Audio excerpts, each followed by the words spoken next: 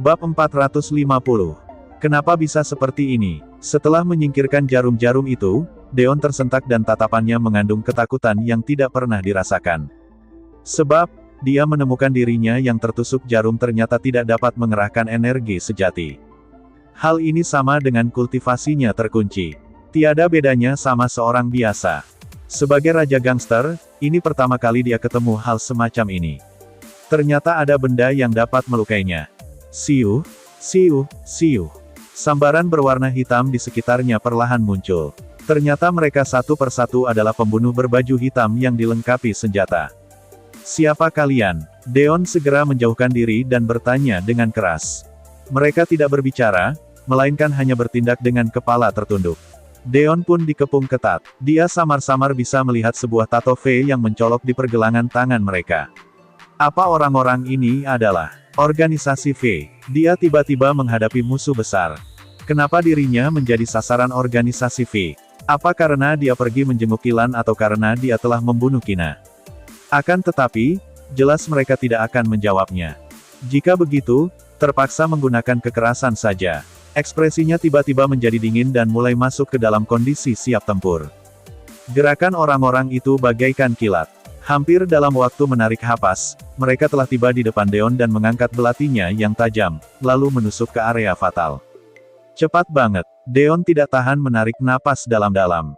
Di antara lawan yang pernah ditemui, hanya berada di atas tingkat master yang dapat mencapai kecepatan semacam ini. Sialan, apakah puluhan orang ini adalah master? Apa kalian sedang bercanda? Seluruh master di Provinsi Hollow digabungkan saja tidak lebih dari 10 orang. Sementara mereka semua adalah master. Selain itu, mereka jauh lebih kuat daripada master seniman bela diri biasa. Sebab, membunuh orang adalah profesi mereka. Boom! Dua pembunuh berseragam hitam sudah menyerangnya dengan ganas. Apa kalian benar-benar berpikir dapat membunuhku hanya dengan mengunci kultivasiku? Deon tiba-tiba menyunggingkan senyuman dingin di bibirnya. Jika begitu, apa mereka terlalu meremehkannya yang sebagai raja gangster? Buka! Otot Deon tiba-tiba tegang dan pakaian atasannya terbuka. Dia meninju keluar. Tinjuan yang sederhana tetapi sangat kuat telah membuat seorang pembunuh berseragam hitam menjadi gumpalan darah. Meskipun tanpa kultivasi, fisik tubuhnya yang sudah terlatih juga tidak lemah. Dengan mengandalkan kekuatan fisiknya yang kuat, sudah cukup untuk melawan para master ini. Bam! Bam! Bam! Setelah beberapa ronde, Deon telah menghajar beberapa pembunuh berseragam hitam menjadi gumpalan darah. Hanya saja tinjunya juga mulai gosong dan tulangnya gemeretak, samar-samar terasa sakit. Duh, kalau diganti biasanya, aku bisa membunuh orang-orang ini dalam satu gerakan. Sama sekali nggak perlu susah payah seperti ini. Deon menahan tubuhnya yang terlalu menguras tenaga dan bernapas terengah-engah. Tidak tahu apa yang lawan suntikkan pada tubuh dirinya, ternyata menjadi makin lemah dalam waktu singkat. Siuh, saat ini, pria berseragam hitam juga mulai mengubah formasi dan tidak lagi menyerang dengan tangan kosong. Mereka mengangkat busur dengan serempak. Deon bisa mengenali bahwa ada racun terkandung dalam anak panahnya. Waduh, kalau tekstikam anak panah ini, aku pasti bakal mati. Berdasarkan kecepatan dirinya sekarang, sangat sulit untuk mengelak sepenuhnya. Ditambah dengan tanpa penyembuhan dengan penyaluran energi sejati, begitu terkena racun, racun akan menyerang meridian dalam waktu 1 menit. Dia pasti akan mati. Saat berpikir seperti itu, Deon merasa sedih. Hari ini dia benar-benar sial. Awalnya diusir oleh Luna dari rumah, kemudian menjadi sasaran organisasi V. Kalau begitu, aku pasrah saja bertarung mati-matian. Setelah itu, aku bakal terlahir kembali menjadi seorang pria. Tatapan Deon yang dingin sontak memancarkan cahaya kemasan. Dia bisa memilih untuk meledakkan diri. Kekuatan ledakan sudah cukup untuk memusnahkan orang-orang ini. Bab 451. Sebuah energi yang mengerikan muncul dari kepala Deon seperti gunung Merapi yang meletus. Sangat sulit untuk menghentikan kekuatan besar yang keluar dari tubuhnya meski tingkat kultivasinya disegel. Kekuatan ini sama dengan 10 bom hidrogen yang meledak secara bersamaan jika dilepaskan. Para pembunuh berpakaian hitam juga merasakan aura-aura bahaya, mereka segera mengganti arah dan ingin melarikan diri. Deon mencibir, kamu mau kabur sekarang. Sudah terlambat. Kalian semua matilah. Satu orang sudah menguntungkan dan satu kelompok akan lebih menguntungkan lagi. Hanya saja pada saat kritis ini, tiba-tiba sebuah mobil Porsche militer anti peluru yang berwarna hitam keluar. Belasan truk besar melaju dengan kecepatan tinggi dari berbagai arah di saat yang bersamaan. Sekelompok orang berpakaian hitam langsung ditabrak dan darah mengalir kemana-mana. Porsche anti peluru berhenti di depan Deon dan segera mengerem, kemudian sang supir membuka pintu. "Tuan Deon, cepat masuk." "Siapa kamu?" Deon berkata dengan terkejut. Deon merasa bingung dengan situasi saat ini. Siapa yang bisa melakukannya sampai seperti ini? "Nona Sally yang menyuruh kami untuk menyelamatkanmu. Sudah nggak ada waktu lagi, cepat masuk ke dalam mobil. Kami nggak bisa menahan mereka untuk waktu yang lama." Supir berkata dengan cemas. "Sally," Deon berkata dengan terkejut. Tidak disangka Sally mengetahui bahwa dia sedang berada dalam bahaya. Apakah dia sedang memata-matai dirinya? Deon tidak memikirkan terlalu banyak hal saat ini, dia segera masuk ke dalam mobil Porsche. Pada saat ini, para pembunuh berpakaian hitam segera berdiri dan menerbangkan truk besar itu dengan tangan kosong. Lalu mulai mengejar Deon. Untung saja mobil Porsche ini telah dimodifikasi sesuai keperluan militer dan performanya bisa mencapai tingkat puncak. Serangan jarak jauh dari pembunuh berpakaian hitam sama sekali tidak mempengaruhi mobil ini. Mereka bahkan tidak bisa melihat lampu belakang mobil dalam waktu 5 menit. Sedangkan Deon yang berada di dalam mobil merasa bahwa kesadarannya mulai kabur. "Kemana kamu mau membawaku pergi?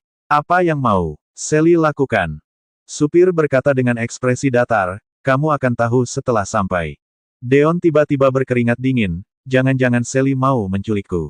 Keluar dari kandang harimau, masuk mulut buaya, hanya saja Deon sudah tidak bisa memiliki tenaga untuk melawan, pandangannya menggelap dan kehilangan kesadaran saat kekuatan fisiknya menurun. Di dalam bar, Luna berjalan ke meja bar dan menopang wajahnya yang terlihat arogan dan dingin. "Berikan selusin gelas vodka padaku." "Terima kasih." Sang pegawai berkata dengan terkejut. "Nona, vodka adalah minuman keras. Toleransi alkoholmu sepertinya sangat bagus sampai bisa minum selusin gelas, kan?" Luna tersenyum pahit saat mendengar ini. "Enggak juga." Dia masih mengingat tindakannya yang canggung terhadap Deon saat sedang mabuk. Pria itu berkata bahwa wanita sepertinya tidak cocok minum alkohol. Tidak masalah kalau minum bir, tapi dia mungkin akan langsung tumbang jika minum 1 atau 2 gelas whisky, vodka atau arak putih. Hanya saja dia ingin mabuk hari ini. Sang pegawai menghela napas di dalam hatinya saat melihat tampang Luna, wanita yang sedang putus cinta. Dia sudah sering melihat orang seperti ini. Julie mengikuti dari belakang dan merasa senang saat melihat tampang sedih Luna. Dia segera menelepon Simon. "Kakek, aku sudah menyelesaikan tugas yang kamu berikan padaku. Sekarang kamu harus menepati janjimu padaku, kan? Biarkan aku kembali ke sisimu dan menjadi nona besar dari keluarga Yosef." Simon berkata sambil tertawa dengan keras. "Secepat ini, kamu memang merupakan cucu terhebat kakek. Tapi, Julie, masih nggak cukup kalau cuma memisahkan mereka, kamu masih harus melakukan hal yang lain lagi. Luna akan jadi ancaman bagi keluarga Yosef kalau terus dipertahankan." Julie terkejut dan berkata, "Kakek, kamu benar-benar sangat berani. Nyawaku bahkan gak cukup untuk membunuh CEO dari grup Lixon." Bab 452. Lagi pula aku adalah orang yang secara khusus ambil keuntungan dari orang kaya, tapi aku bahkan gak punya jaminan dan kamu malah menyuruhku melakukan ini. Julie berkata dengan tidak puas. Simon berkata dengan serius. "Jangan khawatir, keluarga Yosef sudah siapin jalan keluarnya. Kami punya koneksi di kota Cielo dan kami jamin kamu bisa kabur. Kondisi ayahmu kurang baik dan masa depan keluarga Yosef bergantung pada anak muda seperti kalian setelah aku meninggal." Julie tiba-tiba merasa senang setelah mendengar ini. Bukankah maksud di balik ucapan ini adalah dia juga memiliki hak untuk mewarisi harta keluarga Yosef? Sebagai seorang wanita pengembara, keinginannya terhadap uang dan materi telah mencapai tingkat yang tidak wajar. "Baiklah, kakek. Kakek bisa suruh aku melakukan apa saja. Aku rela melakukan apa saja demi keluarga Yosef. Nggak masalah kalau aku mati." Julie menjamin sambil menepuk dadanya. Simon berkata sambil tertawa dengan keras. "Jangan berkata seperti itu, kamu adalah cucu kesayangan kakek, bagaimana mungkin kakek tega membiarkanmu mati? Kita harus tetap berhubungan. Aku akan kasih tahu rencananya kalau waktunya sudah tiba." Baik, di rumah keluarga Yosef. Senyuman di wajah Simon menghilang setelah memutuskan panggilan. Julian dan Johan yang mendengar dari samping saling memandang. Julian berkata, "Ayah, kamu nggak mungkin benar-benar mau bawa anak haram itu ke rumah ini dan membagi harta keluarga Yosef dengannya, kan? Bagaimana mungkin?" Ekspresi Simon segera berubah dan berkata dengan ekspresi masam. Wanita jalang seperti itu sama sekali nggak berhak masuk ke keluarga Yosef. Kedua putranya segera mengerti, ternyata ayah sedang memanfaatkannya. Awalnya mereka merasa terkejut, karena mengira ada lagi orang yang ingin merebut harta mereka. Simon berkata sambil mencibir, "Deon pasti akan marah besar. Pada saat itu kita bisa bilang kalau masalah ini nggak ada hubungannya dengan kita dan biarkan wanita itu yang disalahkan." Iming-iming untuk menjadi nona besar dari keluarga Yosef adalah sebuah kebohongan, atas dasar apa Simon harus memenuhinya. Seluruh tubuh Julian terasa dingin saat mendengar ucapan ini. Tidak heran, ayahnya bahkan bisa dengan mudah memanfaatkan orang yang berhubungan dengan keluarga Yosef.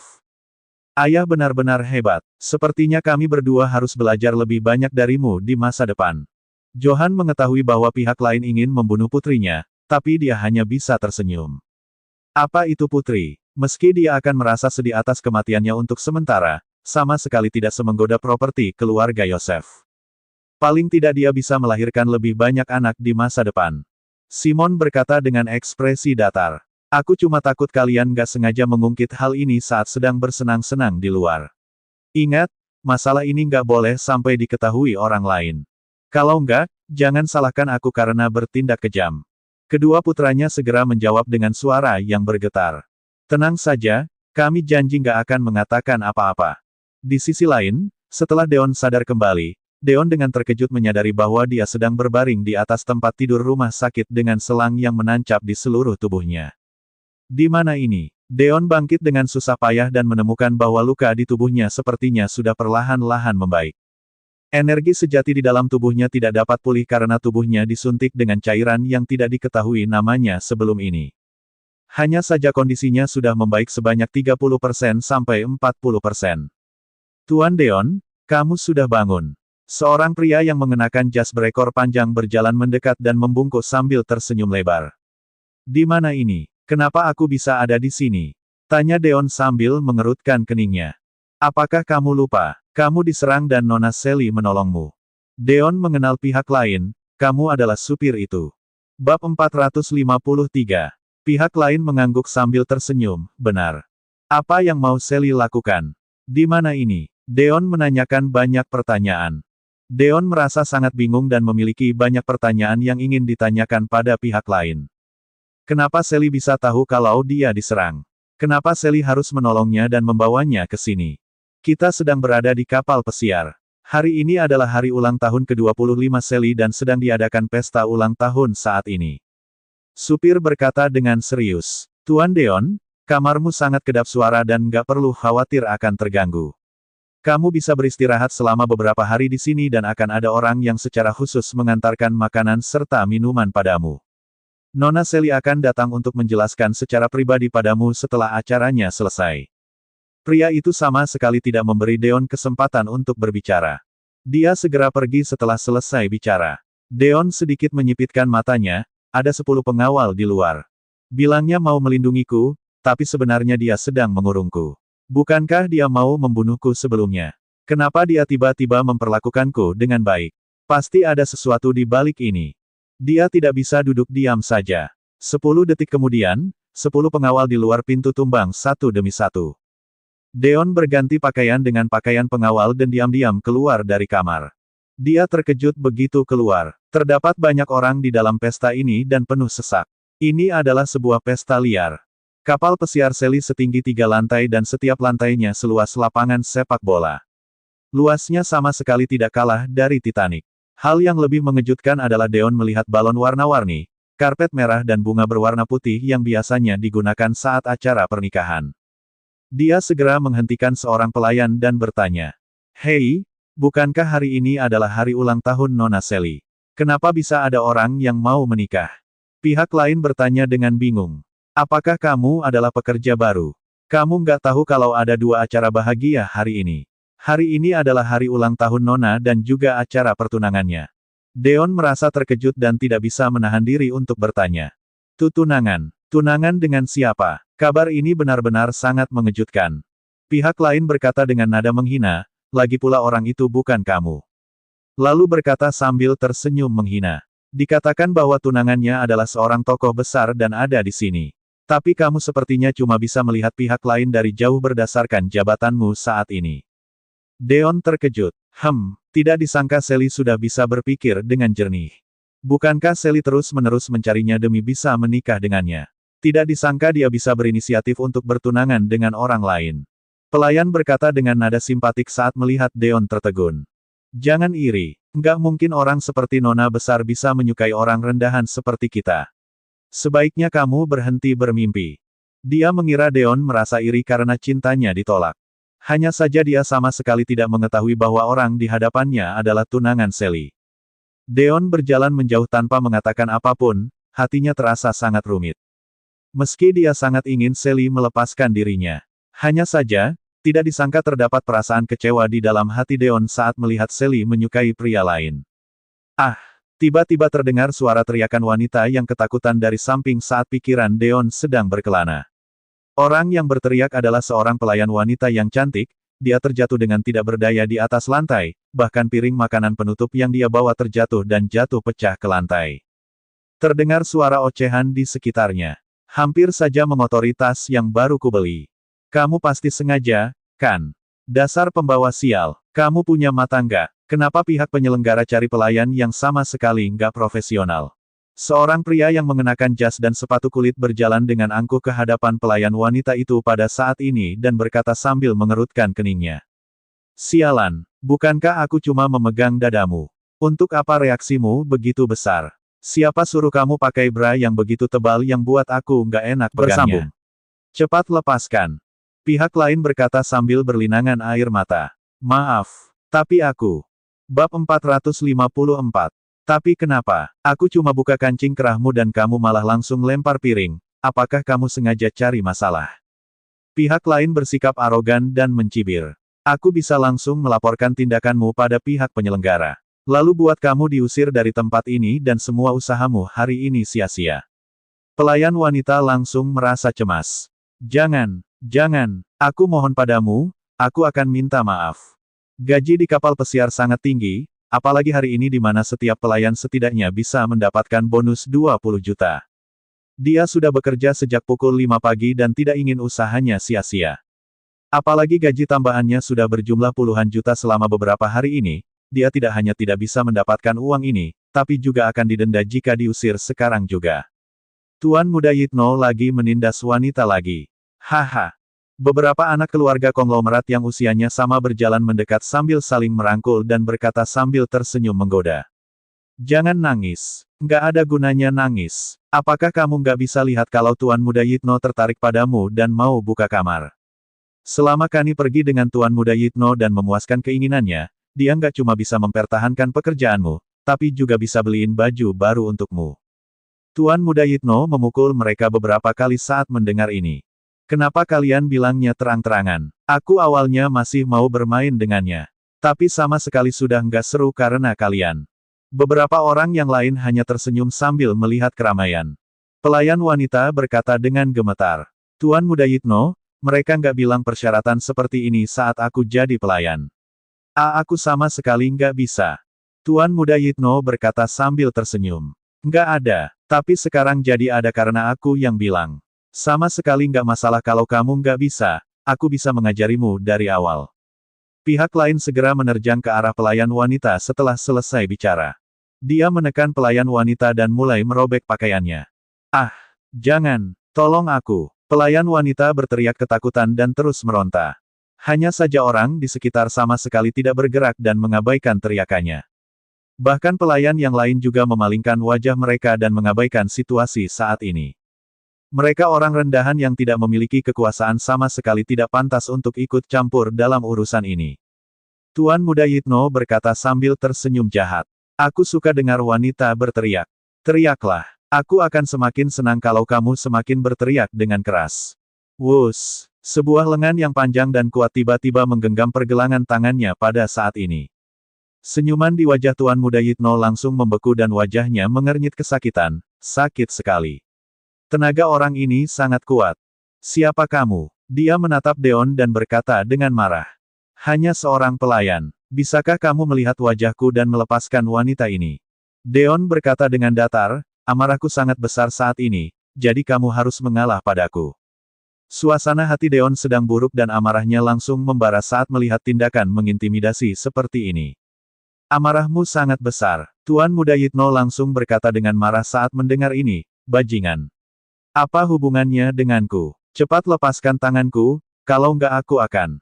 Sebelum dia menyelesaikan ucapannya, kepala Tuan Muda Yitno segera dihempaskan ke lantai oleh tangan Deon. Muncul sebuah lubang sedalam 1 meter dan darah terciprat kemana-mana. Ah! Tuan Muda Yitno berteriak dengan mengenaskan dan seluruh tubuhnya mengejang. Adegan ini segera membuat teman-temannya terkejut.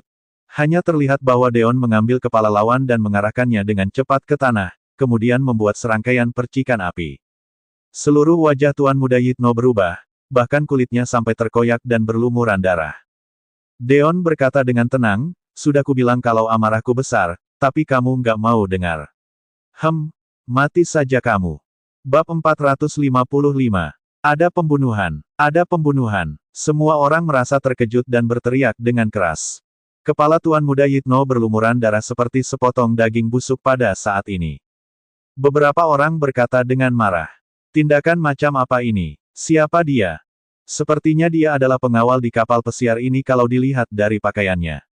Sialan, bukankah dia adalah pekerja rendahan? Nggak disangka dia berani pukul Tuan Muda Yitno. Apakah dia nggak tahu kalau keluarga Linta adalah keluarga nomor 1 di kota Wiom? Bahkan Arga yang merupakan penguasa bawah tanah di kota Wiom yang punya puluhan ribu bawahan harus mengalah saat bertemu dengan keluarga Linta. Pelayan wanita itu ketakutan saat mendengar ini dan segera menangkap tangan Deon. Cepat pergi. Kalau enggak, kamu pasti akan dibunuh kalau keluarga mereka datang. Aku akan bilang kalau pihak lain yang cari masalah lebih dulu dan aku cuma mau membela diriku sendiri. Deon berkata dengan datar. Nggak ada gunanya. Semua orang yang ada di kapal pestar ini adalah teman Nona Sally di Provinsi Hollow dan mereka semua berasal dari keluarga kaya dari seluruh dunia. Mereka semua punya sifat yang sama dan pasti hanya membela kaum mereka. Pihak lain berkata dengan ketakutan. Mereka sama sekali nggak peduli dengan keadilan dan hanya akan menyalahkanmu. Kamu sudah menyakiti teman Nona Sally dan dia pasti nggak akan menyinggung keluarga Linta Demimu yang hanya merupakan seorang pengawal. Deon berkata tanpa mengubah ekspresinya.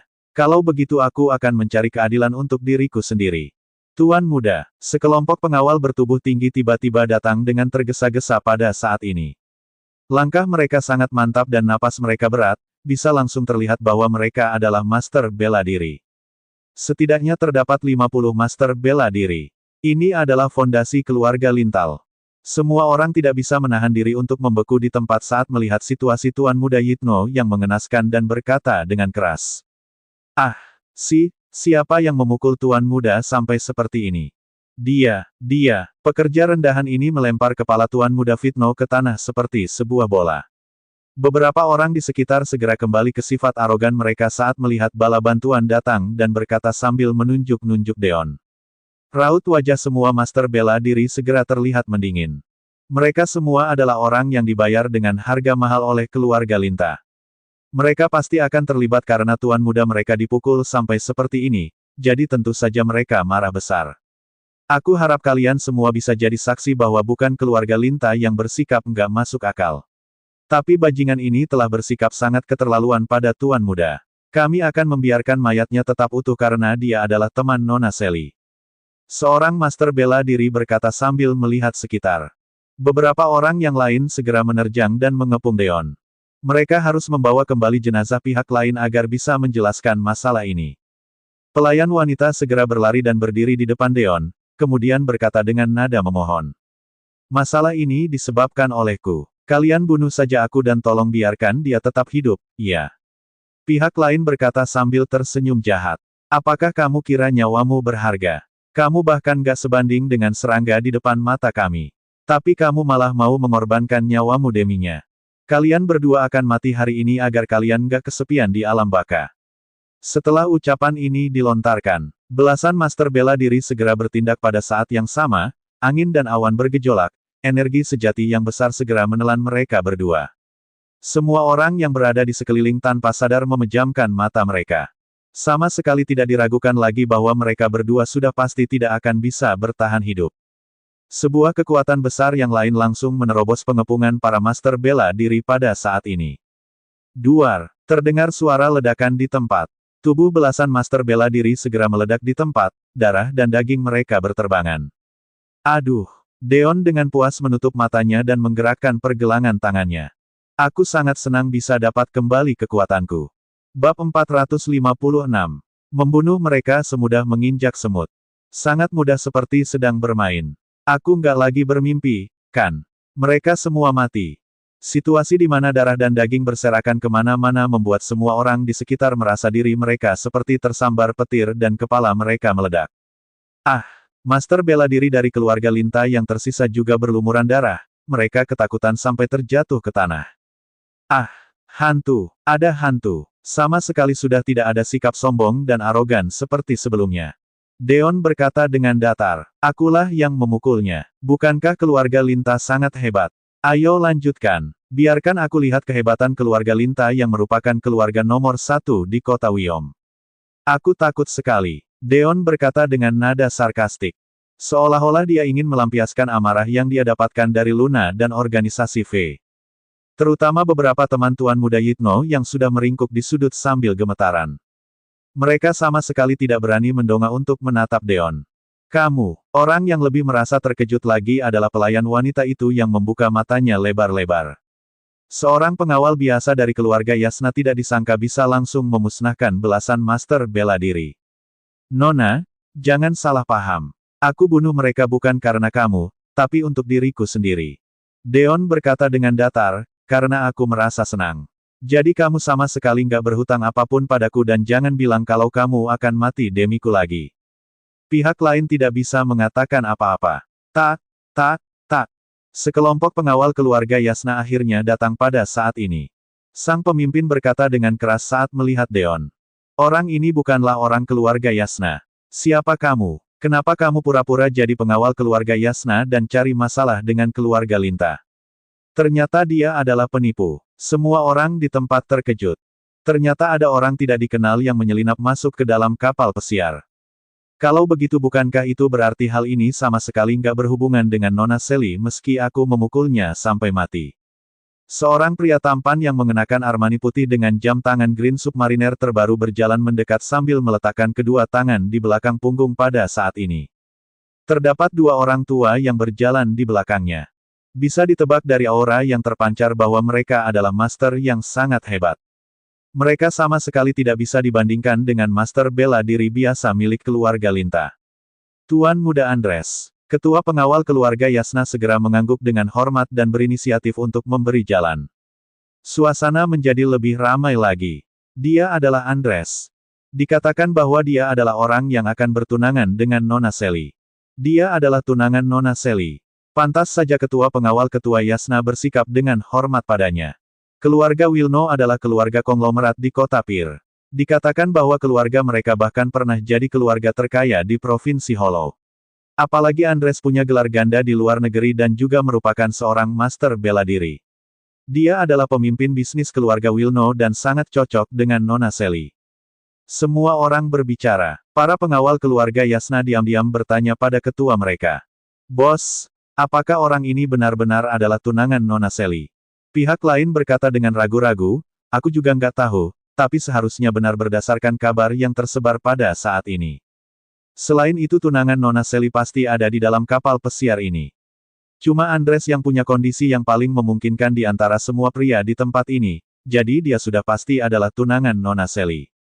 Andres berjalan ke arah Deon sambil memasukkan kedua tangannya ke dalam saku dan menatap Deon dengan tatapan remeh. Kamu setidaknya harus berpikir sebelum bertindak. Tuan Muda Yitno adalah orangku, meski dia adalah tuan muda yang nggak berguna, ngerti nggak? Deon sedikit menyipitkan matanya dan menatap pihak lain sambil berpikir apakah Selly benar-benar menyukai orang seperti ini. Dia berkata sambil menggelengkan kepalanya, aku nggak ngerti. Nggak buruk juga kamu bisa pura-pura bodoh. Andres mencibir dengan niat membunuh di wajahnya. Kalau begitu matilah kamu. Tunggu sebentar. Tolong tunggu sebentar. Tuan Muda Andres. Seseorang berlari dengan tergesa-gesa pada saat ini, orang itu adalah supir Selly. Pihak lain berkata sambil terengah-engah, tolong ampuni dia, Tuan Muda Andres. Dia adalah orang yang dibawa oleh Nona Sally. Ucapan ini seperti sebuah bom dan batu yang membuat ribuan gelombang di tengah laut. Semua orang mulai berbicara lagi. Apa, bukankah dia adalah penipu? Kenapa malah jadi orang Nona Sally? Orang yang dibawa oleh Nona Sally ke kapal pesiar. Betapa mulianya statusnya. Kenapa dia bisa jadi pengawal kecil-kecilan di kapal pesiar? Sungguh aneh. Andres membuka matanya lebar-lebar dan berkata sambil menggelengkan kepalanya. Pak Winto, kamu nggak lagi bercanda, kan? Nona Sally adalah seorang wanita yang bermartabat dan bagaimana mungkin dia bisa bawa orang seperti ini ke acara ulang tahun dan pertunangannya?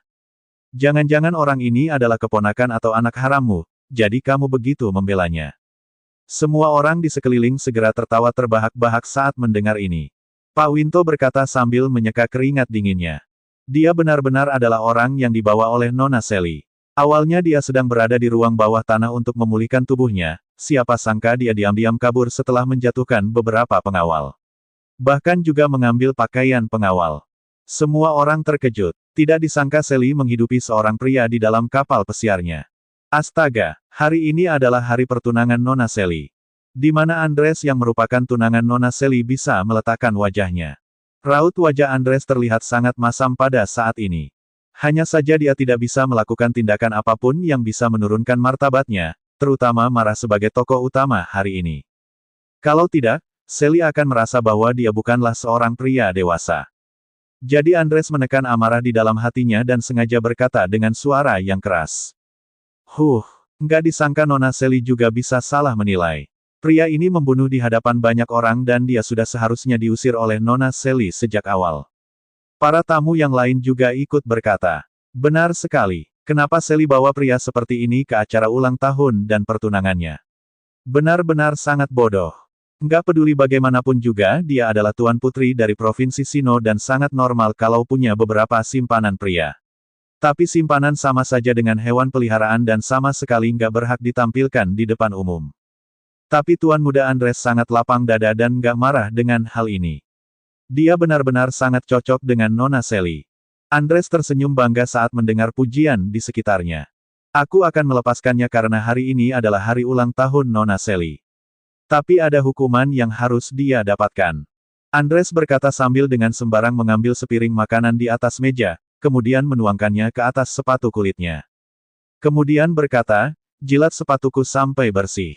Lalu aku akan melupakan masalah ini dan akan menyerahkanmu pada Nona Sally. Semua orang berkata sambil tersenyum. Tuan Muda Andres sangat hebat. Menjilat sepatunya di hadapan semua orang adalah sebuah penghinaan bagi seorang pria. Ini nggak cuma kasih hukuman untuknya, tapi juga menyelamatkan wajah Nona Sally. Sekali mendayung dua pulau terlampaui. Tuan Muda Andres memang sangat cerdas. Deon dengan datar mematahkan suara tawa orang-orang. Aku nggak mau, Andres berkata sambil tersenyum. Kamu nggak punya pilihan. Jilat sepatuku dengan patuh atau aku akan suruh orang untuk memotongmu menjadi beberapa bagian dan membuangnya ke laut untuk jadi makanan ikan. Kenapa aku harus memilih? Deon tetap berkata dengan datar. Seolah-olah masalah yang sangat besar hanya terlihat seperti sebuah pasir kecil di dalam matanya. Tatapan semua orang dipenuhi dengan amarah dan sikap mereka menjadi sangat arogan. Andres bahkan mengeluarkan tangannya dari dalam saku dan ekspresinya terlihat sangat muram. Saat Andres hendak bertindak, sebuah suara yang lembut segera terdengar. Loh, sepertinya sangat ramai. Bab 458. Sally yang dikelilingi oleh sejumlah pengawal mengenakan gaun panjang berwarna ungu yang penuh dengan kristal dan berlian, mahkota seberat 5 pon di atas kepala dan sepatu hak tinggi batu zamrud. Tampilan yang sangat memukau ini membuat orang merasa bahwa wanita cantik memang bisa menghancurkan negara. Bentuk tubuh yang sangat indah di balik sosok yang jahat. Bahkan Deon merasa tampilan Sally sangat menyegarkan, wanita ini ternyata terlihat sangat cantik setelah berdandan. Nona Sally. Halo, Nona Sally. Seluruh tempat menjadi sangat ramai pada saat ini. Wanita ini adalah tokoh utama hari ini. Dia adalah sebuah keberadaan seperti ratu yang menguasai dunia. Semua orang segera menundukkan kepala mereka saat Sally berjalan mendekat, karena mereka tidak pantas untuk saling bertatapan. Keluarga Yasna di Provinsi Sino sama sekali tidak bisa disamakan dengan keluarga konglomerat di Provinsi Hollow. Sudah merupakan sebuah kehormatan yang besar bagi para anak muda dari keluarga konglomerat untuk bisa menghadiri acara ulang tahun dan pertunangan Sally. Terdapat ekspresi gembira yang tidak bisa dikendalikan di wajah Andres saat melihat kemunculan Sally. Andres berusaha menenangkan suasana hatinya dan berjalan ke arah Sally setelah merapikan dasinya.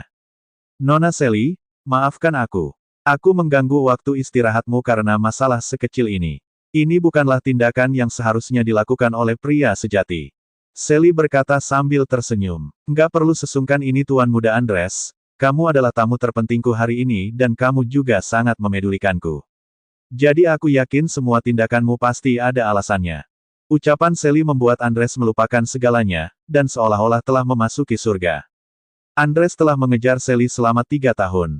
Tapi pihak lain selalu memperlakukannya dengan dingin, menerima hadiahnya tapi sama sekali tidak memberi jawaban. Hanya saja, tidak disangka Sally akan mengundangnya untuk menghadiri acara pertunangan pada beberapa waktu yang lalu. Dia juga mengatakan bahwa dia adalah tamu pria yang terpenting. Bukankah ini sama saja dengan dia telah mendapatkan hati Sally dan statusnya akan berubah menjadi menantu keluarga Yasna? Nona besar, Pak Winto berjalan mendekat dengan ekspresi pucat. Apa yang terjadi? Sally mengangkat dagunya dan dengan santai menatap Deon, kemudian berkata dengan santai. Ini. Terdapat ekspresi penuh dengan kesulitan di wajah Pak Winto, dia mendekati telinga Sally dan membisikkan beberapa kata. Ternyata ada hal seperti ini. Sally sedikit menaikkan alisnya. Andres segera meminta maaf. Maaf, Nona Sally. Aku sudah menghukum anak ini tanpa seizinmu. Aku cuma merasa kalau dia membunuh seseorang di acara ulang tahunmu adalah sebuah penghinaan yang besar bagimu, jadi aku. Deon tidak bisa menahan diri untuk tertawa mengejek beberapa kali di dalam hatinya saat mendengar ucapan ini. Pria ini adalah pria paling bodoh dan munafik yang pernah dia temui. Jelas-jelas dia sendiri yang ingin membalaskan dendam, tapi Andres malah berkata bahwa dia melakukan ini demi Sally. Apakah IQ Sally sudah menurun sampai bisa menyukai pria seperti ini? Aku mengerti. Sally mengangguk sambil menatap Deon sambil tersenyum, terdapat tatapan penuh arti di dalam matanya. Sepertinya kamu masih nggak pintar-pintar setelah beberapa waktu berlalu. Sia-sia saja aku menyelamatkanmu. Apa yang Nona Sally ingin lakukan? Bagaimana kalau aku serahkan dia padamu? Andres bertanya untuk mengetahui maksud Sally. Nggak perlu. Sally menaikkan sudut bibirnya untuk membuat senyuman sarkastik.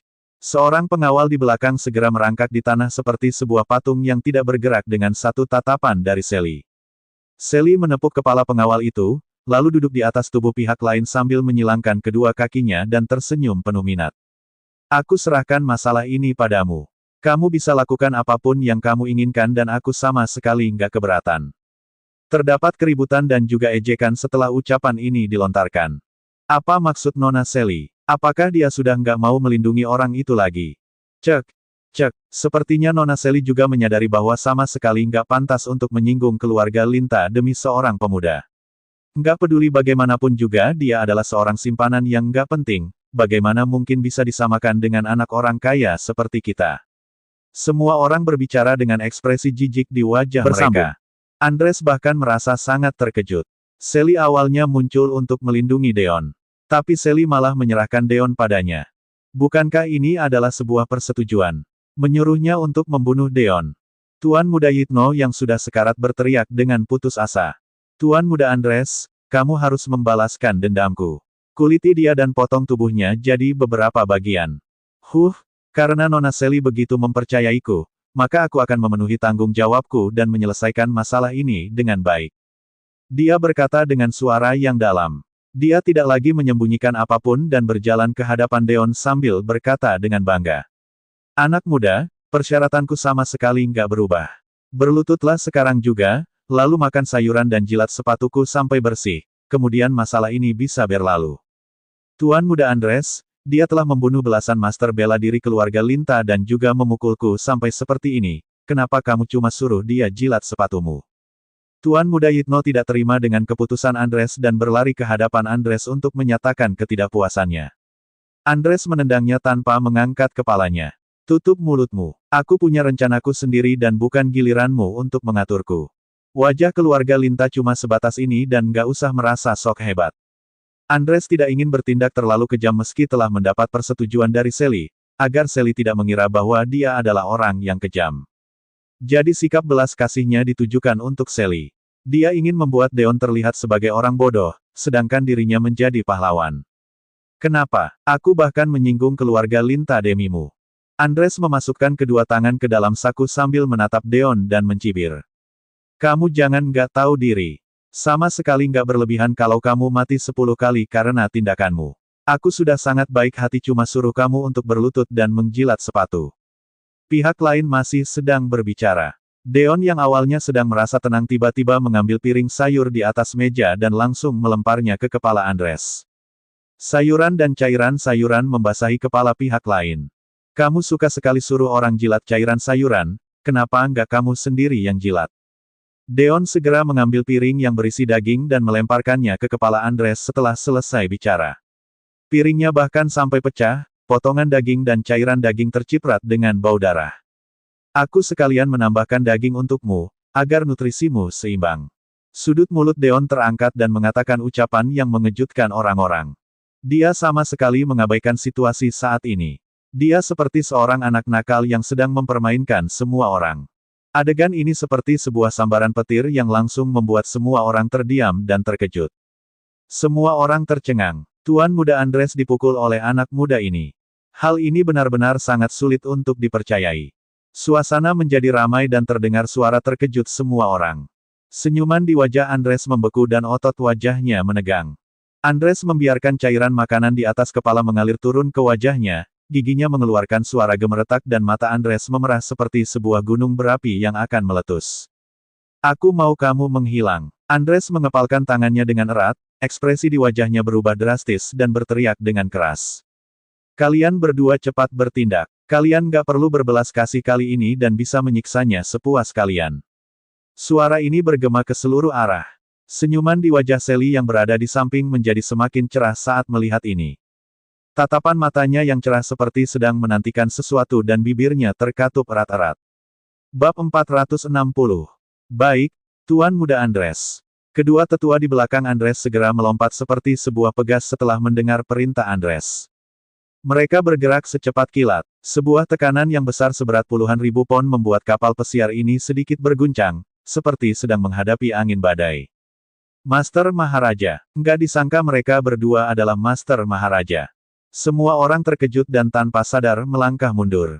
Jumlah Master Maharaja yang terdaftar di Provinsi Hollow nggak lebih dari 2 orang dan nggak disangka keluarga Wilno punya mereka berdua. Nggak heran mereka adalah mantan keluarga terkaya pertama di Provinsi Hollow. Keluarga Linta sama sekali nggak bisa dibandingkan dengannya. Nggak heran sikap Andres begitu percaya diri. Dia punya 2 Master Maharaja dan pasti bisa kabur dengan mudah meski menerobos ke dalam pemerintah provinsi. Mungkin saja kepala provinsi akan memberi hadiah padanya. Pada saat itu, kedua Master Maharaja berdiri di depan dan di belakang Deon untuk menghalanginya. Terdapat musuh di depan dan di belakang, seolah-olah menganggap Deon sebagai mangsa mereka. Pak Winto berkata dengan terkejut. Serangan Master Maharaja pasti akan merusak sebagian kapal pesiar. Tuan Muda Andres, hari ini adalah hari ulang tahun Sally. Apa maksud tindakanmu saat ini?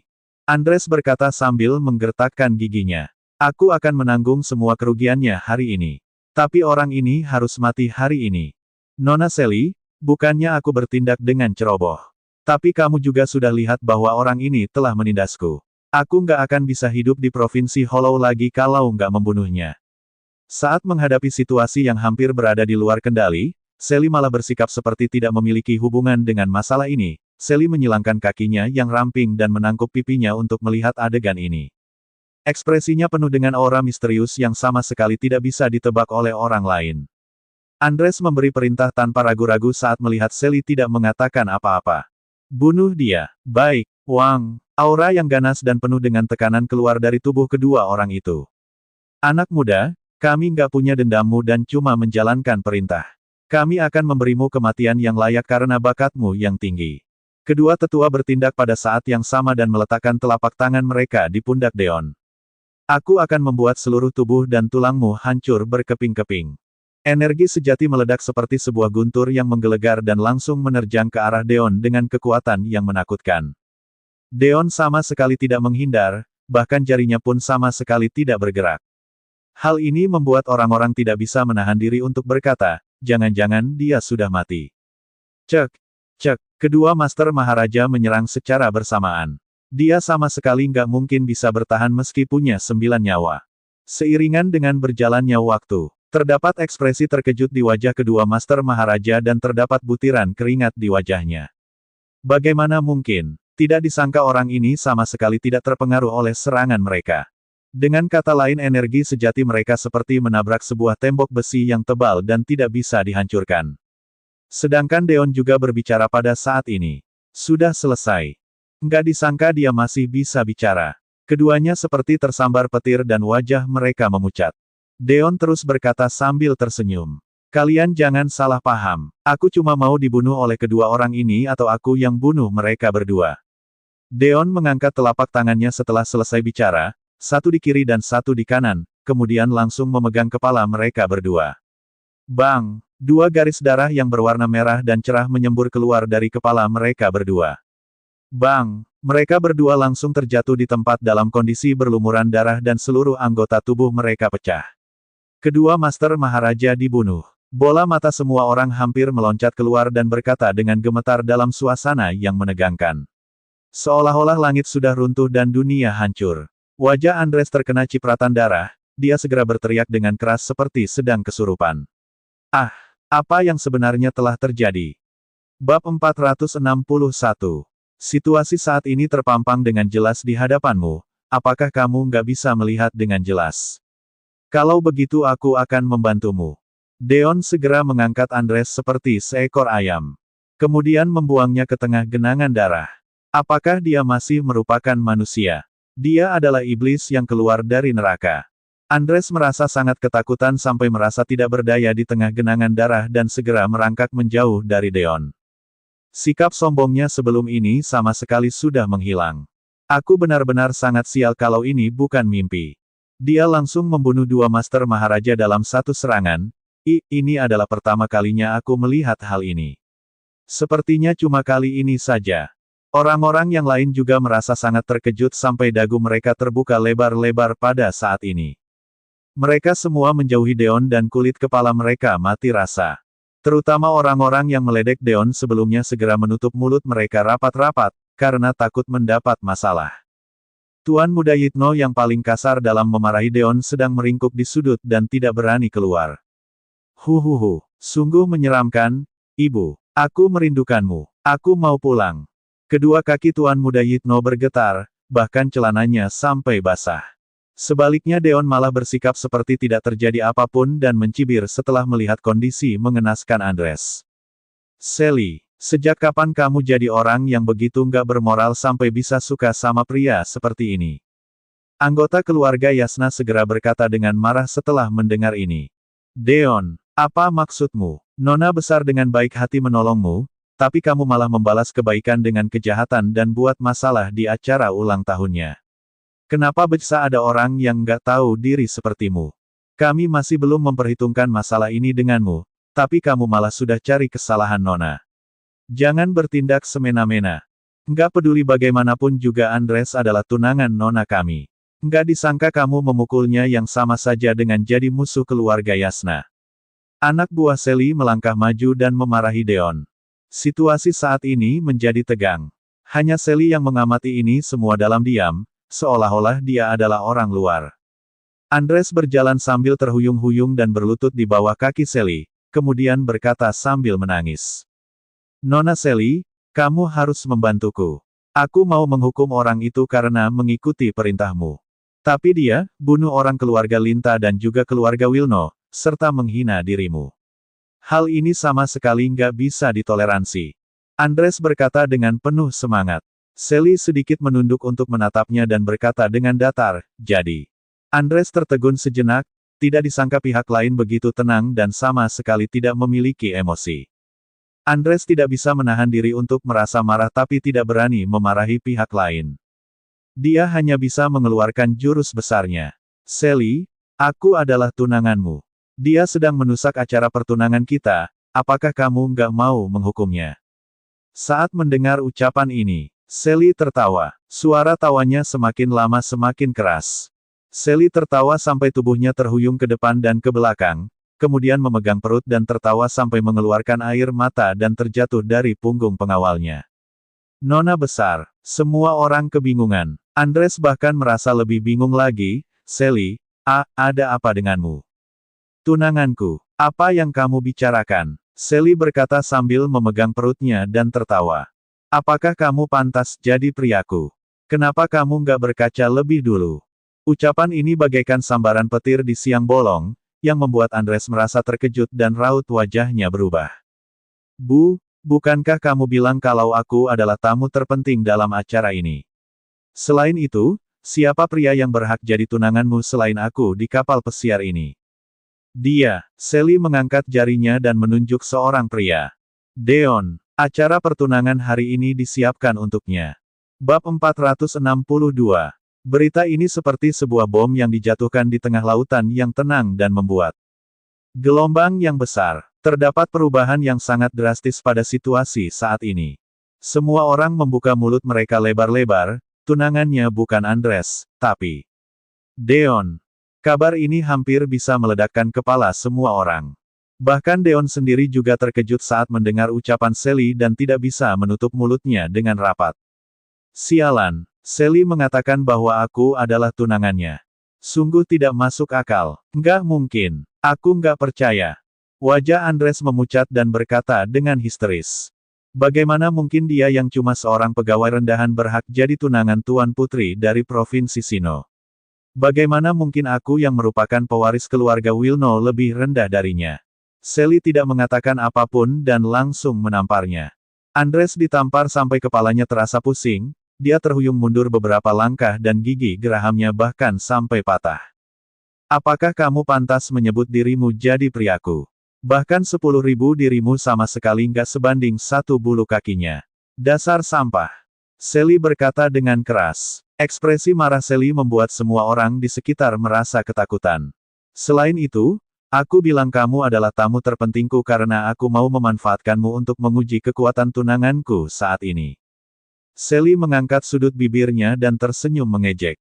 Kamu sudah nggak berguna saat ini dan kamu adalah orang nggak berguna yang bisa dibuang bagiku. Dari awal sampai akhir kamu cuma memanfaatkanku. Andres segera mengerti. Berbagai persetujuan Sally sebenarnya merupakan sebuah penipuan yang disengaja. Sally sama sekali tidak pernah meliriknya dari awal sampai akhir. Ah, Sally, dasar kamu wanita jalang, beraninya kamu mempermainkanku. Andres marah besar dan menerjang ke depan untuk mencekik Sally.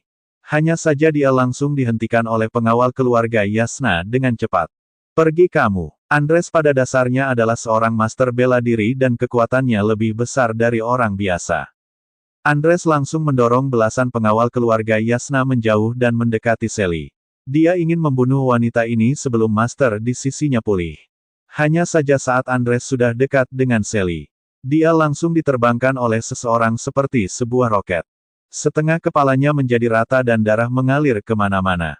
Kamu sengaja membuatnya mendekatimu, kan? Deon menarik kembali kakinya dan berkata dengan tidak senang. Karena dia menemukan bahwa dia telah termakan jebakan wanita ini. Pelayan yang Deon tolong sebelumnya sedang berdiri di belakang Sally dengan hormat. Dari awal sampai akhir dia sudah terjatuh dalam permainan yang direncanakan oleh Sally dengan cermat. Jelas-jelas kamu tahu aku sengaja, kenapa kamu harus menendang Andres untuk menolongku? Sally sama sekali tidak berdalih dan berkata sambil tersenyum. Sudut mulut Deon berkedut, itu adalah sikap refleks dan dia baru mengetahui bahwa dia terjebak setelah bereaksi. Bukankah kamu sangat ingin menikahi Raja Gangster? Kenapa kamu bisa menyukaiku yang sama sekali nggak punya kedudukan yang setara denganmu? Deon bertanya pada Sally. Dia juga itigin menanyakan pertanyaan yang ingin Andres tanyakan. Sally berkata sambil tersenyum, ikut aku kalau kamu mau tahu. Sally mengangkat ujung gaunnya, kemudian berbalik dan berjalan dengan sepatu hak tingginya sambil menyebarkan angin harum. Deon mengikuti dari belakang. Sally tiba-tiba menghentikan langkahnya dan menoleh untuk menatap Deon lekat-lekat. Apakah kamu masih mau terus berakting saat ini? Berakting? Apa maksudmu? Aku sama sekali nggak ngerti. Deon merasa sangat bingung.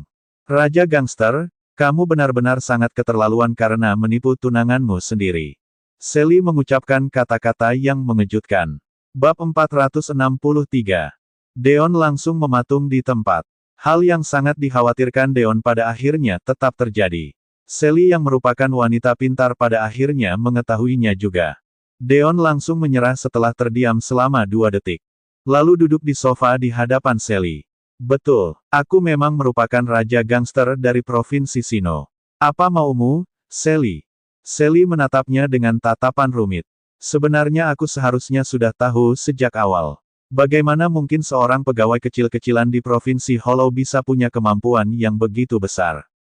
Lalu aku mengutus orang untuk memeriksa di Provinsi Sinnoh dan menemukan bahwa latar belakang raja gangster sangat mirip denganmu.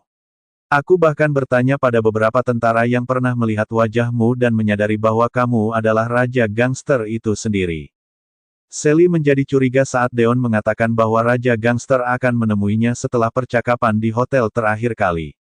Kenapa Deon bisa mengetahui banyak hal, seolah-olah dia sendiri adalah raja gangster itu?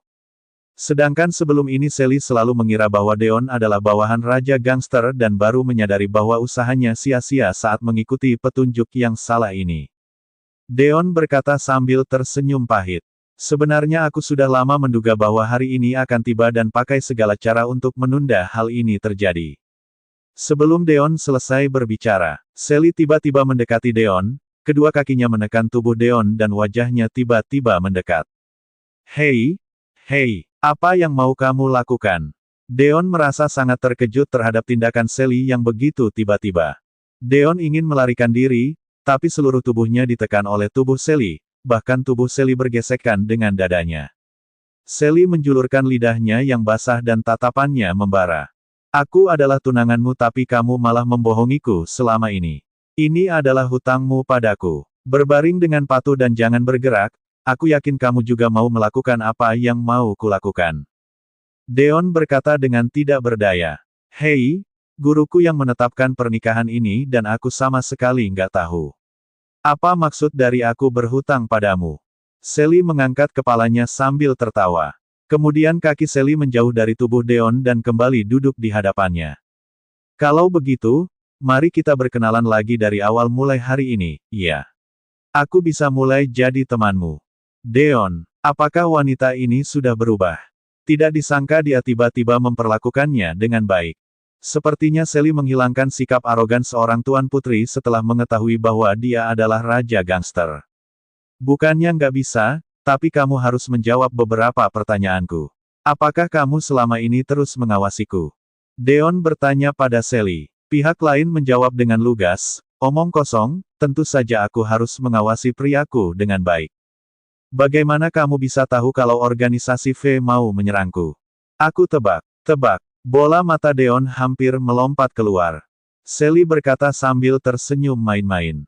Kilan yang merupakan bawahanmu diserang dan seluruh pasukannya musnah, kan? Dia menyuruhku untuk memeriksa keberadaan organisasi V sebelum menghubungimu dan aku menebak bahwa mereka pasti akan menyerangmu. Deon mau tidak mau merasa terkejut, Sally benar-benar adalah orang yang sangat pintar. Sally setara dengan dirinya dalam hal kecerdasan. Omong-omong, cairan infus yang diberikan organisasi V padamu namanya adalah senyawa nomor 4, komposisinya masih belum diketahui, tapi sudah pasti adalah musuh alami para master bela diri. Sebaiknya kamu berhati-hati. Sally tiba-tiba berkata, bagaimana kamu bisa tahu? Aku cuma asal tebak. Baiklah, Deon berkata sambil berdiri. Aku nggak sadarkan diri di tempatmu selama beberapa hari dan sudah seharusnya kembali. Aku pulang dulu, sampai jumpa lagi. Lalu melambaikan tangannya. Senyum main-main di wajah Sally langsung menghilang saat melihat Deon akan pergi, mulutnya terbuka dan ingin mengatakan sesuatu. Hanya saja, Sally berusaha untuk menahan dirinya pada akhirnya dan hanya berkata, aku tunggu kamu. Langkah Deon berhenti sejenak saat mendengar ini, tapi dia segera pergi setelah berhenti selama 2 detik. Hanya meninggalkan Sally tertegun di tempat.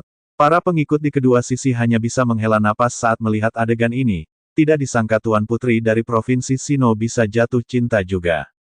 Istriku, aku sudah kembali. Di rumah Luna, bab 464. Deon melangkah masuk dan menemukan bahwa rumahnya gelap gulita dan sunyi senyap. Jadi dia menyalakan lampu. Dia menemukan bahwa rumah ini sudah beberapa hari tidak dihuni. Luna sangat menyukai kebersihan dan tidak akan membiarkan rumahnya sekotor ini jika dia tinggal di sini. Aneh sekali, kemana Luna? Tanya Deon dengan bingung. Apakah Luna kembali lembur di perusahaan? Sama sekali tidak mungkin, bahwa Julie juga tidak ada di sini. Lupakan saja, bagus juga dia nggak ada, agar kita nggak berantem saat bertemu lagi. Deon mengangkat bahunya. Padahal Deon sedang memikirkan bagaimana dia harus menjelaskan masalah sebelumnya pada Luna dalam perjalanan kembali. Hanya saja dia bisa menghemat tenaganya karena Luna tidak berada di sini. Apa sebenarnya senyawa nomor 4 yang dibilang Sally? Deon merasa ketakutan setiap kali mengingat hal ini. Tidak disangka dia yang merupakan raja gangster hidupnya akan hancur hanya karena sebuah jarum kecil. Jika organisasi V bisa memproduksi senyawa nomor 4 secara massal, bukankah itu artinya mereka bisa menghadapi seluruh pasukan master bela diri? Apa yang bisa digunakan oleh negara Lordia untuk mengalahkan invasi ini? Ini sama saja seperti memasuki sebuah tempat yang tidak pernah didatangi orang-orang. Kalau gitu, maka aku hanya bisa suruh Kilan pergi ke Provinsi Sino untuk meminta bantuan dari orang-orang tua di penelitian virologi untuk meneliti hal ini. Deon masih memiliki jarum suntik bekas digunakan oleh pihak lawan.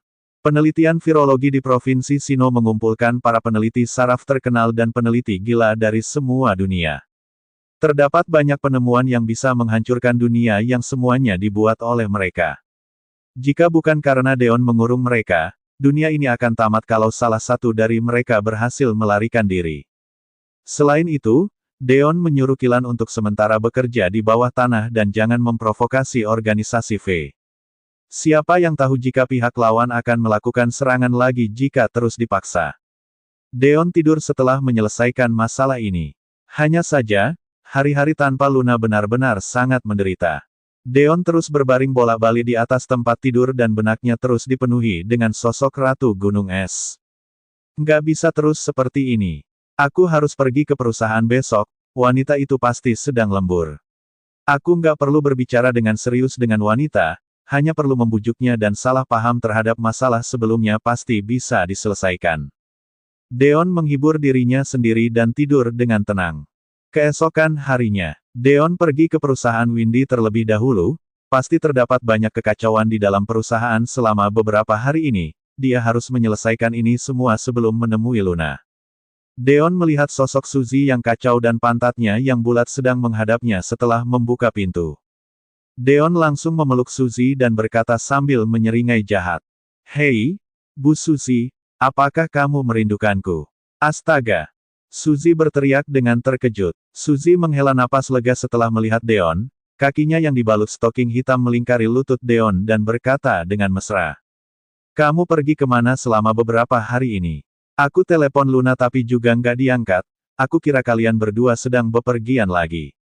Raut wajah Deon sedikit berubah, Bu Luna nggak bisa dihubungi. Apakah kamu nggak tahu dia pergi kemana? Suzy mengedipkan matanya dengan bingung, aku kira kamu lagi bersama dengannya. Ternyata kamu sama sekali nggak tahu apa-apa. Deon tertegun sejenak dan entah kenapa merasa sedikit khawatir. Pak Deon, Bu Suzy, kedua pegawai dari kantor bisnis berkata ingin menemui kalian. Asisten membuka pintu dan berkata dengan cemas pada saat ini. Asisten segera menutup matanya dengan malu saat melihat perilaku mesra pihak lain. Ah, maaf. Aku lupa ketuk pintu. Apakah aku perlu keluar sekarang?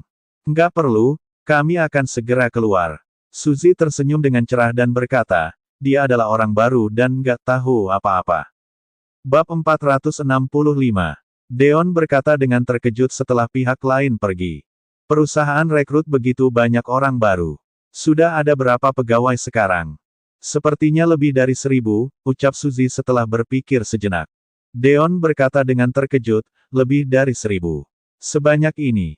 Kalian harus mengetahui bahwa grup Lixon hanya memiliki 5000 pegawai, perusahaannya yang baru saja dibuka bahkan sudah bisa menyusul grup Lixon. Kamu nggak tahu betapa besarnya keuntungan ekonomi dari proyek kota gemerlap yang benar-benar jauh berada di luar bayangan kita. Selain itu, industri siaran langsung juga merupakan sebuah industri yang terkenal pada saat ini. Perkembangan perusahaan sangat cepat dan tentu saja harus merekrut banyak orang. Suzy berkata sambil tersenyum licik. Deon berkata, berapa pendapatan bersih perusahaan selama sebulan? Kota Gemerlap masih belum mulai beroperasi, tapi kami sudah terima banyak uang tanda jadi dari klien dan diperkirakan jumlahnya mencapai 10 miliar setiap bulannya. Sedangkan departemen siaran langsung lebih mengejutkan lagi, tingkat pertumbuhannya mencapai 10% setiap harinya dan diperkirakan akan dapat laba bersih sebesar puluhan miliar di bulan ini. Mulut Deon terbuka dengan lebar. Astaga, dia sama sekali tidak menyangka bahwa perusahaan ini akan berkembang begitu pesat saat Luna menyuruhnya untuk membuka perusahaan ini. Dia harus berterima kasih pada Suzy karena bisa membantu mengelola perusahaan dengan baik selain strategi bisnisnya sendiri. Aku yakin gak lama lagi kita bisa bangun kerajaan bisnis kita sendiri. Tatapan Deon menjadi lebih berbinar, tangan yang sedang memeluk Suzy menjadi semakin lebih berani dan berkata sambil tersenyum. Untung saja ada kamu yang membantuku. Di balik setiap pria sukses memang benar terdapat seorang wanita yang lebih hebat. Suzy berkata sambil tersenyum, kamu berbicara dengan begitu indah. Kalau gitu aku mau tanya padamu, siapa yang lebih baik antaraku dengan Luna? Deon tidak bisa berkata-kata untuk sementara waktu. Aku rasa sebaiknya kita temui dua pegawai dari kantor bisnis dulu. Suzy memutar bola matanya pada Deon. Pria memang gak punya hati dan bukan orang yang baik. Dia mulai mencari-cari alasan setelah mengungkit masalah penting. Suzy mendengus dengan perlahan dan berbalik sambil berjalan dengan sepatu hak tingginya.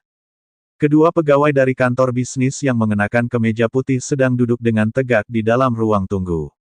Maaf, baru saja ada rapat perusahaan, jadi aku datang terlambat.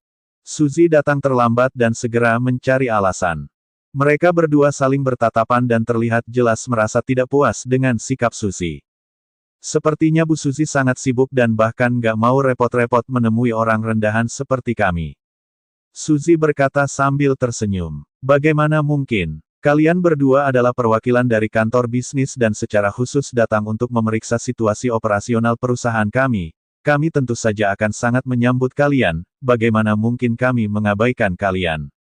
Bu Suzy, kami akan langsung mengatakannya padamu. Ada orang yang melapor kalau perusahaanmu punya pekerja ilegal dan menghindari pajak, apalagi situasinya sangat serius. Pihak atasan sangat menganggap penting masalah ini, jadi mereka mengutus kami berdua untuk memeriksa masalah ini. Kalau benar, maka bayar denda, penutupan perusahaan dan meminta maaf pada publik adalah hal yang nggak bisa dihindari. Keduanya berkata dengan ekspresi serius. Wajah Suzy langsung berubah, ada yang melapor. Kalau begitu maka mereka pasti adalah orang yang merasa iri dengan kami, jadi sengaja melapor kami. Perusahaan Windy berkembang dengan sangat cepat dan sudah pasti memiliki beberapa musuh dari banyak pesaing, mereka sudah pasti akan melakukan trik kotor di belakang. Kami bisa tahu benar atau enggak setelah memeriksanya. Pihak lain berkata dengan nada dingin. Kami merasa sangat curiga berdasarkan sikap perusahaan kalian pada kami. Suzy merasa cemas saat mendengar ini. Apakah mereka berdua datang ke sini untuk mencari masalah? Bab 466. Saat ini kami mau memeriksa perlindungan kebakaran, keuangan, bagian personel dan dokumen spesifik dari perusahaan kalian. Cepat suruh orang untuk menyiapkan ini semua dan berikan pada kami. Mereka berdua duduk sambil menyilangkan kaki mereka. Mereka berkata dengan arogan dan sama sekali tidak menatap Suzy. Suzy berkata dengan cemas. Perusahaan kami sangat sibuk akhir-akhir ini dan belum sempat menyusun semua dokumen yang diperlukan. Suzy sama sekali tidak merasa takut jika hanya memeriksa masalah pekerja ilegal dan menghindar membayar pajak. Masalahnya adalah perusahaan Windy adalah sebuah perusahaan baru dan terlalu cepat berkembang, sudah pasti terdapat beberapa kelalaian dalam masalah operasional. Begitu pihak lain mengetahui hal ini dan membesar-besarkan masalah ini, maka ini sudah pasti adalah sebuah pukulan besar bagi perusahaan. Mereka berdua saling memandang dan tersenyum, seolah-olah mereka sudah sering menggunakan trik ini. Sikap arogan lawan langsung berkurang pada saat ini. Seseorang tiba-tiba terbatuk dan berkata, Bu Suzy, kami bukanlah orang yang kejam. Seperti kata pepatah, seorang pegawai bisa mencari cara lain untuk mematuhi peraturan atasan yang sulit. Kami sudah lama menangani dan mengetahui kesulitan perusahaan kalian. Orang yang lain juga berkata, tapi kami nggak mungkin sia-sia datang ke sini, kan? Kami pasti harus pergi bolak-balik ke kantor bisnis beberapa kali karena masalah kalian. Kaki kami sudah hampir patah, tapi kami nggak dapat apa-apa, Suzy segera memahami maksud pihak lain. Ternyata mereka ingin diberi hadiah. Suzy sangat mengenal orang seperti ini, mereka sengaja mencari alasan untuk mempersulitmu dan mengambil kesempatan untuk mendapat keuntungan. Haha, aku mengerti maksud kalian. Tolong tunggu sebentar, aku akan segera kembali. Aku nggak akan membiarkan kalian datang ke sini dengan sia-sia. Suzy berbalik dan pergi, kemudian berkata pada asisten dengan suara rendah. Siapkan 2 jam tangan terbaru Patek Philippe yang dikemas dalam kotak jam tangan merek lainnya. Lalu siapkan 2 amplop yang masing-masing berisi uang 20 juta. Anggap saja dia sedang memberi donasi. Asisten menggaruk kepalanya dan berkata dengan bingung. Bu Suzy, aku ngerti kalau kamu mau kasih 20 juta pada mereka. Tapi kenapa harus pakai kotak jam tangan merek lain untuk mengemas jam tangan Patek Philippe? Itu adalah model terbaru, jam tangan seharga ratusan juta malah dikemas dengan kotak jam tangan murahan. Suzy berkata sambil tersenyum. Kamu adalah anak baru lulus yang nggak ngerti apa-apa. Pakai kotak jam tangan murahan tentu saja untuk membodohi orang-orang. Memangnya kamu kira mereka itu bodoh yang berani terima barang dari siapapun? Bahkan jika kamu kasih mobil BMW pada mereka, kamu tetap harus mengganti logo BMW itu dengan logo Toyota atau Honda. Apalagi pihak lain sama sekali tidak bodoh dan tentu saja bisa memahami maksud dari tindakan ini. Semuanya demi keamanan. Asisten segera memahami maksud Suzy, aku mengerti dan akan segera menyuruh orang untuk melakukan hal ini. Aku jamin semuanya akan terkumpul dalam waktu 5 menit. Sebenarnya Suzy sudah lama menyuruh orang untuk membeli barang-barang berharga ini. Tujuannya adalah untuk menghadapi orang-orang seperti ini. Tunggu sebentar, Suzy, apa yang terjadi sampai harus menggunakan jam tangan ratusan juta? Deon datang terlambat dan bertanya pada Suzy. Suzy berkata sambil tersenyum tidak berdaya. 2 orang dari kantor bisnis datang dan sama sekali nggak mau pergi, mereka bahkan mengancam akan mempersulit perusahaan kami. Aku sama sekali nggak punya cara lain. Deon berkata sambil menyipitkan matanya. Jadi kamu berencana kasih mereka. Kalau kamu kasih mereka, bagaimana kalau orang lain datang lagi? Apakah kamu mau terus kasih? Suzy berkata sambil menghela napas. Pak Deon, dunia bisnis sama sekali nggak lebih baik dari medan perang. Kita harus bersikap manusiawi, perusahaan kita nggak mungkin punya harapan untuk hidup kalau nggak bersikap seperti ini. Deon terdiam untuk waktu yang cukup lama dan tiba-tiba berkata, tapi aku mau cari cara yang lain dan nggak mau kasih mereka. Bersambung.